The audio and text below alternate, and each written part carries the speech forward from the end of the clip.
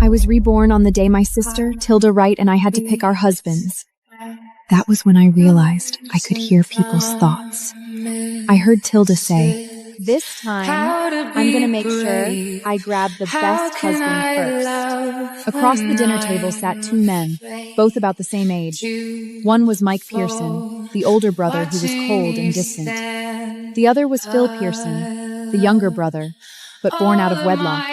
He seemed gentle and easygoing. "This time, I'm gonna make sure I grab the best husband first." All right.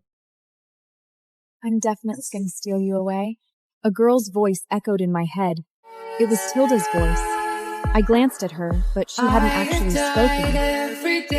Her eyes were locked on Phil. Sure enough, a second later, she walked straight over to Phil and sat beside him, all shy smiles. "Hi, I'm Tilda. I really like you." Sky, since Tilda has chosen Phil, you'll marry Mike. The moment he said that, pride flashed in Tilda's eyes. Beside, "Listen, you can take the beating for me." in my past life, Tilda had married Mike. He was a strong businessman and was always buried in work. I also heard he was cold when it came to matters in bed. Tilda had tried many times to seduce him, but every time she ended up bruised and thrown out of his room. Eventually, but she never had children. Mike's mother, Samantha Pearson, declared that she must be sick and kicked her out of the Pearsons' house. As for me, I married Phil. He didn't have much influence in the Pearsons, but he gave me food, clothes, and comfort. He took me shopping, ate with me, and went on dates with me, spoiling me completely. Everyone the Pearsons knew how close we were, and Phil or Mike inherited died from family business. My status in the Pearsons skyrocketed overnight. Tilda was jealous. One day, while I was out shopping, she rammed her car into mine, dragging me with her to death. "Sure, Dad. I like Mike a lot anyway," I said with a smile. I had to admit, his presence was overwhelming. The moment I sat down, walking over to sit beside Mike, I felt as if a wave of icy air had surrounded me, choking off my words. No wonder Tilda had been beaten so badly in her last life. Hear his thoughts, but there was nothing. He didn't think a single word. But when Phil smiled at Tilda, I caught his thoughts. Such a pretty little thing. A chill ran through my entire body. Without thinking, I grabbed Mike's hand. Even though he had a cold personality, his hand was surprisingly warm. He glanced down at me because of my sudden mood. I quickly let go and he stayed quiet. This man looked terrifying, but honestly, I'd rather stick with him than fall into some poisonous traps. This time, I was determined to change my meat, then gone on my own, and Andrea Leon and me. Tilda and I had our weddings on the same day. It had been that way in my last life, too. Back then, Mike hadn't shown up for the ceremony, but Phil came early. Everyone had said he was the more thoughtful husband, and this time, it was exactly the same. Phil showed up in a crisp white tux, rushing in to scoop Tilda into his arms. As they passed him, Tilda gave you a smug look. "Why didn't Mike come to pick you up?" "Mike come to pick you up." Don't worry about me. Focus on your own life. Her smile dropped, her face darkening. Keep laughing. I'll see if you're still smiling once he starts hitting me. That was what she was thinking as she left with Phil, but it was way too soon for her to say that. There was no guarantee who would be the one laughing in the end. Mike didn't come to the wedding, just like last time when he married my sister. People started gossiping about me and giving me pitying looks. Tilda looked even more thrilled, clinging to Phil and blouting out, "I love you, Phil." I knew Tilda just wanted to see me embarrassed, but I wasn't stupid. I wasn't going to storm out like she did in my last life, giving everyone in the room and the Pearsons something to gross about. I remembered how everyone back then had said Tilda wasn't calm enough and wasn't fit to be the Pearsons' eldest daughter-in-law. After that, my husband's mother, Samantha, never treated her kindly, and Tilda suffered endlessly in the Pearson household.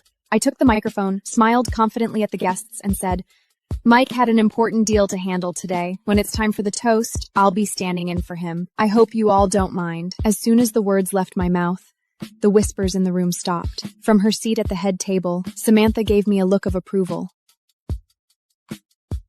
The wealthy and successful Pearsons cared most about appearances and other people's opinions.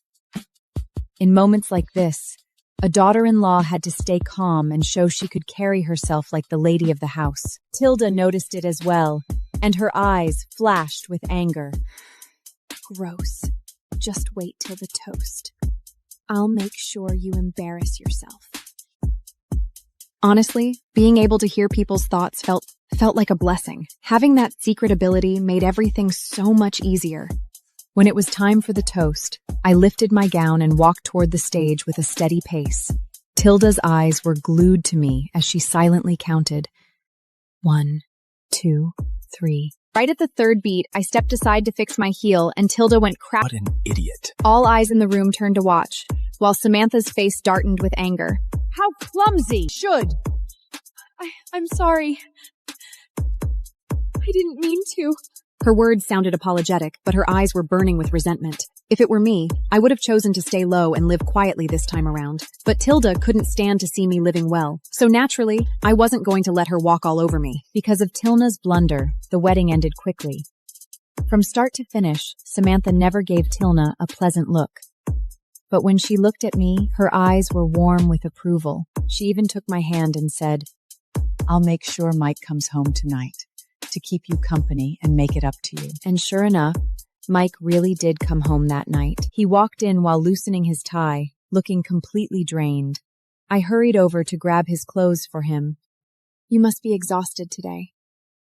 He just gave me a glance and didn't respond. In my past life, the servants had whispered that Mike didn't even come home on his wedding night. Tilda had waited in the room all by herself, becoming the butt of everyone's jokes. When she tried to complain to Samantha, she only got scolded. Samantha told her. While Mike was showering, I set up the room. I laid out fresh sheets on the bed, poured him a drink, and tidied up the couch so I could sleep there. When he came out and saw the arrangement, a flicker of surprise crossed his eyes. I quickly explained, "You can sleep on the bed. I'll take the couch." Is this your way of playing hard to get? He narrowed his eyes at me. He was draped in just a robe. "No, I'm not playing hard to get. We don't really know each other, so sleeping in the same bed would just feel awkward for both of us. And if possible, I'd like to make a deal with you." What kind of deal? "Since this is basically a business marriage, why don't we just live our own lives privately and act like a couple in public? I married you so I could have stability and not worry about money. I don't expect love." When he heard this, the corner of his lips curved into a faint smile. You're smart. I like that. Fine, I agree. The truth was, I wasn't capable of controlling a man's heart anyway.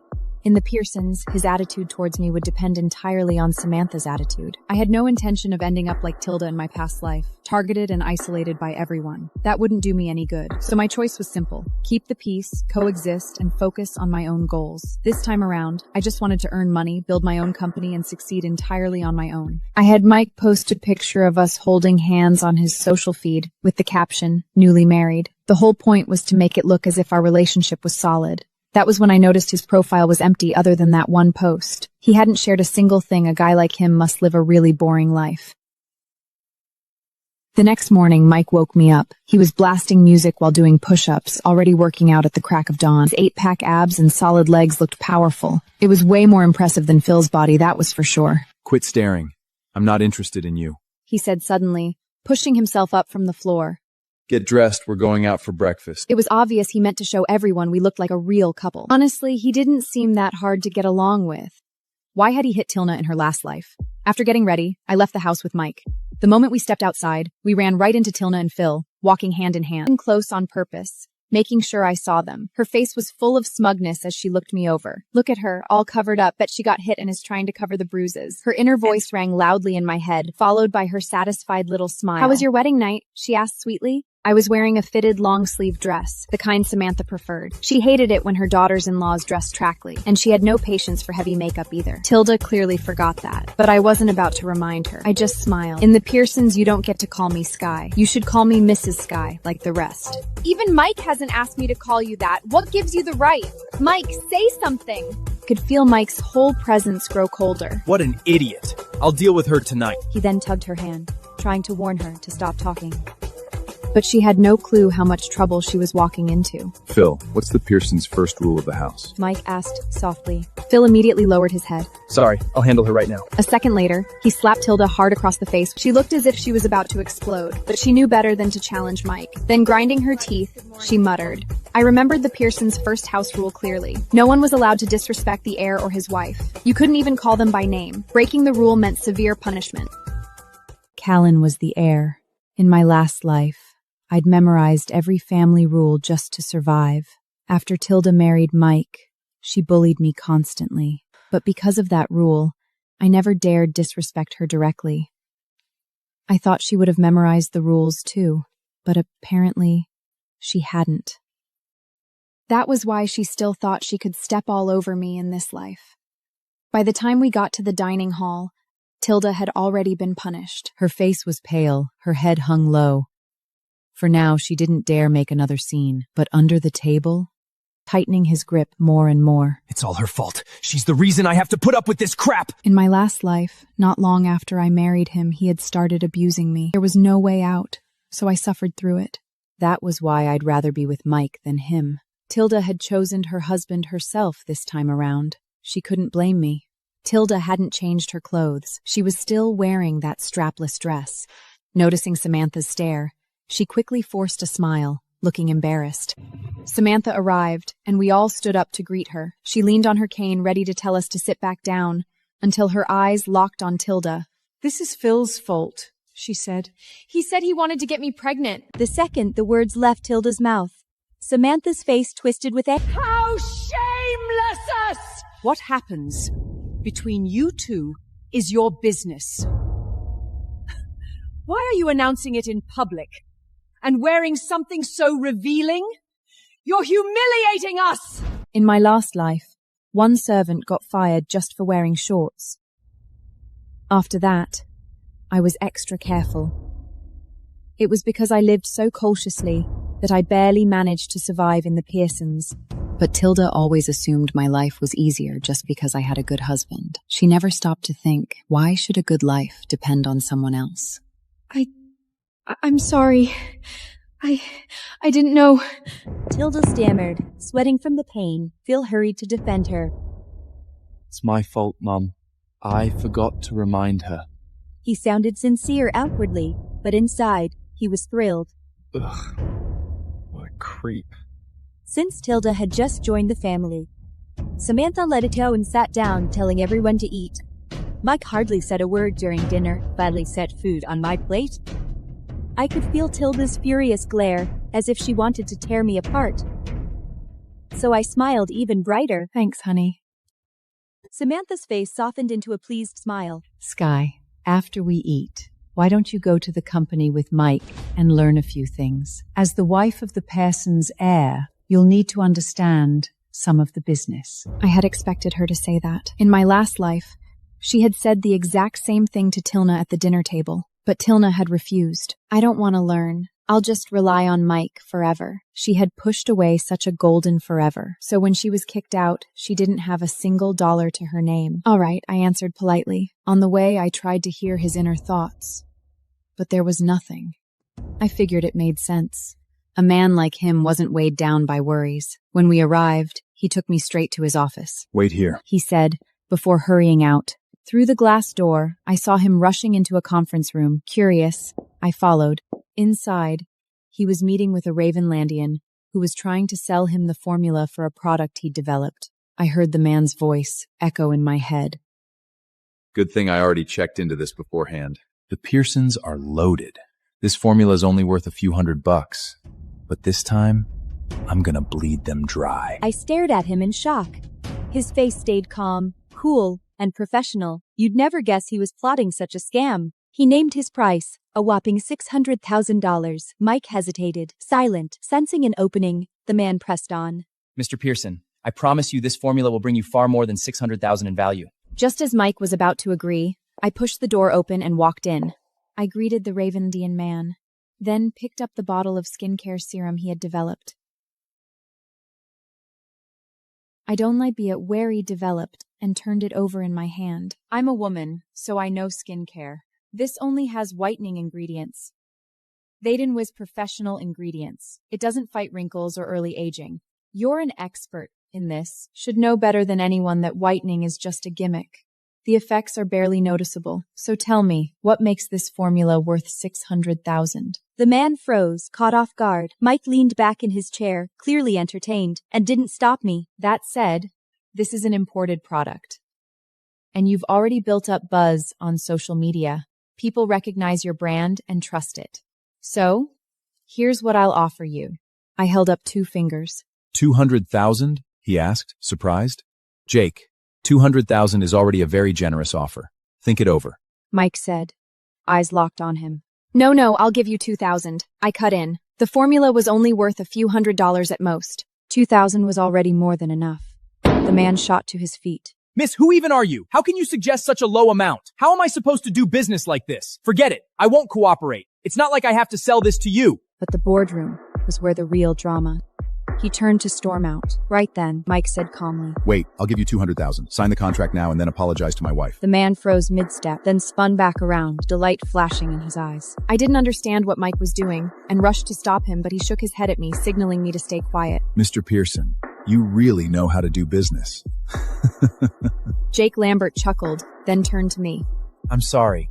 I didn't realize you were Mrs. Pearson. Afterward, I frowned, still confused.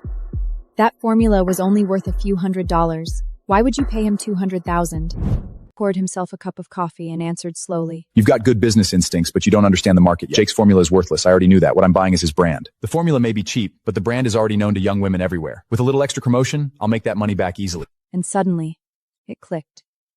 No wonder Jake was so confident.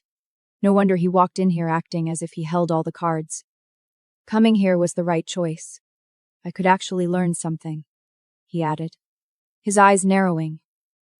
Still, how did you know the formula was only worth a couple hundred? I forced a laugh just to guess. I seized the moment to suggest he let me run one of the branch companies. In my last life, because Phil had no standing in the Pearsons. He couldn't give me anything, but I wanted to run my own business and be my own boss. That way, I wouldn't have to rely on anyone. Once I made enough money, I could walk away whenever I wanted. You're ambitious. Mike said with a hint of amusement. You're not planning to take over the company, rake in the cash, and then disappear, are you? His sharp gaze made me squirm. Damn, he was even better at reading people than I was. For the first time, I felt a pan of insecurity.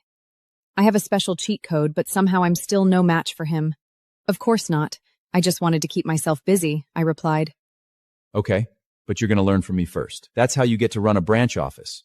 Over the next few days, I followed Mike to the company and learned a lot regarding business tricks and social skills, the kind of things that really mattered. One afternoon, he surprised me by saying he'd take me out to eat, and not just anywhere, the fanciest steakhouse in town. I didn't expect to see you here. Run into Tilda and Phil. Sky, you're here too. She realized she'd lost her composure and quickly corrected it.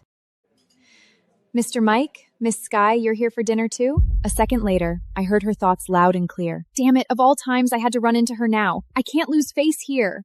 Yeah, we felt like having steak. I slipped my arm through his, and he didn't pull away. Phil scrambled to greet us politely. Mr. Mike, Mrs. Sky. Mike didn't bother replying. He just led me past them and straight to a table. Out of the corner of my eye, I saw Tilda grinding her teeth, furious. She must have 1,000 questions. Why hadn't Mike hit her? Why had he brought me out, looking perfectly fine, to eat together? When I walked towards the restroom, Tina was guarding the door. She looked at me as if she wanted to eat me alive. It was the look she had in her eyes just before she ran me over in her past life. You got a beating from Mike in private, didn't you? Cut the crap. You make me sick. I laughed softly, then let my gaze— Oh no, Tilda, I said lightly.